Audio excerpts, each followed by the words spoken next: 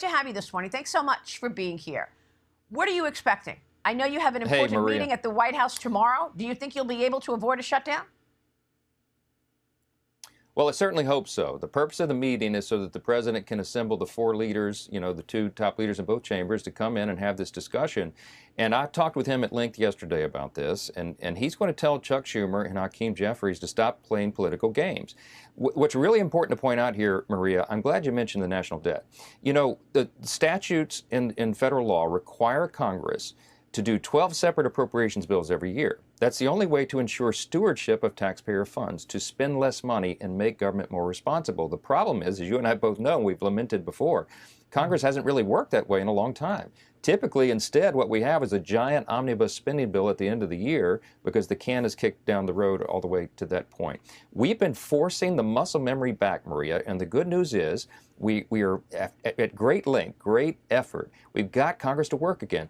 The House Appropriations Committee did great work. They did 12 separate appropriations bills through the committee. 3 were passed off the floor. 3 bills are passed off the Senate floor. They don't match exactly. So for the first time since 2019, we have an actual conference committee between the two chambers to work out the differences. All this is working very well, but we need more time because the end of the fiscal year is September 30th. So what do we do? Look, Logically, we passed a continuing resolution, a simple, very clean, 24-page continuing resolution to keep the government open for 7 more weeks so the appropriators can finish that process. And what did Chuck Schumer do in exchange for that? He declined it. They voted against it. And he said, no, instead, I want to add $1.5 trillion in new spending to a 7-week stopgap bill. And I want to, as you mentioned, we want to reinstate free health care to illegal aliens paid for by U.S. taxpayer dollars. We want to claw back the $50 billion that we passed, Republicans passed, in our big, beautiful bill, the Working Families Tax Cuts, to provide for rural hospital and health care, and a laundry list of other partisan priorities. He knows it's a non-starter. He's trying to, quote, show a fight against Trump, and it makes absolutely no sense.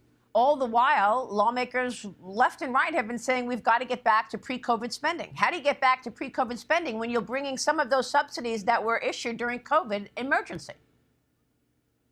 Well, we're not. I mean, the subsidies for Obamacare is an issue that would expire, that those would expire at the end of the year. There's plenty of time for us to hash all that out. I'm not in favor of that. I think it's a bad policy. But that's not an issue for right now. Right now, we just need a stopgap funding measure to keep the government open so we can have those debates. They're trying to equate the issues, and they're not being honest with the American people.